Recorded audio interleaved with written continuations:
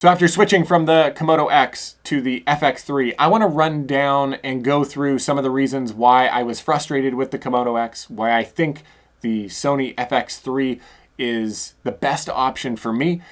Again, this isn't saying you need to do this or you should do this, but maybe this will help out and give you an idea of why I did this, and if you're looking for a camera, if you're looking to make a switch to some kind of cinema camera, hopefully this will be helpful. But let me know in the comments below if you've got any questions about why I switched or any of the cameras at all. Let's jump into this. And I think the fact of the matter is that I just bought into the hype of owning a Red. If you watch my last video, buying into that idea of like, if I have this camera, the best of the best, and honestly, the KOMODO X isn't even the best of the best, but still, that idea of owning a Red equals me creating better films, becoming a better filmmaker, and I bought into that hype.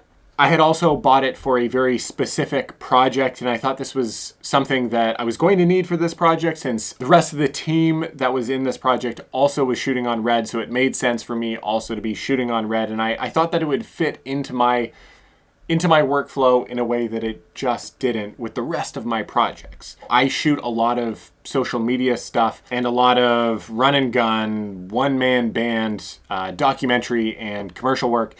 And so, again, the KOMODO X, while it is a fantastic camera, it just didn't fit into that workflow. And so, first and foremost, I want to say that this isn't a video where I'm saying the KOMODO X isn't a good camera, you need to go with the FX3. Not the case at all. I think the KOMODO X is an amazing camera. The video quality is unbelievable. But kind of getting into why I found the KOMODO X a little bit frustrating with my workflow, the file sizes, even at LQ, were just huge. And so that was eating up a ton of space, requiring extra money to buy more storage, etc., etc. So it just didn't make sense with my workflow with that. Also, the camera startup time was insane. It's like 30 seconds, 45 seconds just to boot up the camera. And so a lot of the stuff, like I said, is kind of run and gun filmmaking, and having to wait to start the camera up just wasn't working with the kind of videos that I was making. And just for convenience sake was annoying. Again, it's not a deal breaker. I was trying to work around it, but it was something that I was constantly finding really frustrating. Pretty much every other camera that I've ever shot on, it's just like instant boot up time. The three specs that I really wanted with a dream camera were internal NDs, really reliable and fast autofocus, and in-body image stabilization, having good IBIS. The KOMODO X had none of those. The autofocus, definitely not reliable. I used it in certain situations, interviews, but even then you would see the hunting and it became unusable and unreliable. So autofocus was just not really an option. No IBIS. So that just meant that either I would have to shoot with RF glass, which I did shoot mostly, my 24-70 because it had IBIS, but without the RF lenses, if I wanted to shoot on any kind of cinema lens, either I'm beefing up the body to take away those micro jitters, or I'm using a gimbal or something like an easy rig, and it just became a hassle and a lot to shoot on, which kind of came to me thinking about selling it and wanting to sell it and eventually selling it. So if I sell this, where do I go? What do I do? Do I go back to a C70, which is what I sold to be able to get the KOMODO X? That'd be silly. I looked at all my options. I went through all the cameras and ended up completely switching from Canon and going over to the Sony FX3.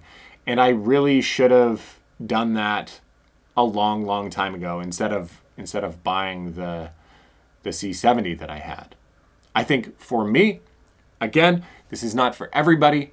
This was for me. The FX3 is not the perfect camera, but the best camera for how I shoot and what I shoot and what I want to do with this YouTube channel, with filmmaking, my business in general.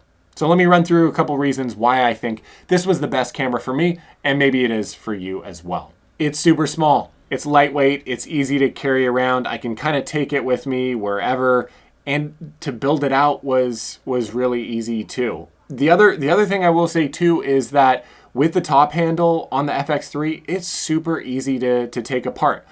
The KX, it takes a while to really build it down or to build it back up. There's lots of components, lots of parts, and was just, again, just kind of a hassle. With the file sizes on the FX3, super easy and manageable. Even at the 4K 10-bit 422, the in-body image stabilization and the autofocus both work super well. I'm not getting the crazy warpy wobbly jitters like my Canon R5 had, and the autofocus is unbelievably spot on with eye tracking. Again, better than the Canon C70, and I love the autofocus on the C70.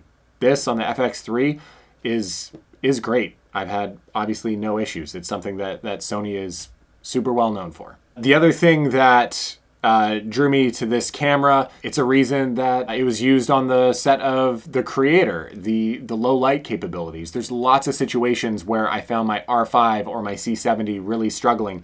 Same with the Komodo X. They're not as well suited for low light shoots like the FX3 is. Just being able to have that dual native ISO and being able to go up to 12,800 is insane. Which brings me to the last part of just having great image quality. I'm not losing anything switching over, being able to shoot an S-Log3, having that flexibility, the great dynamic range.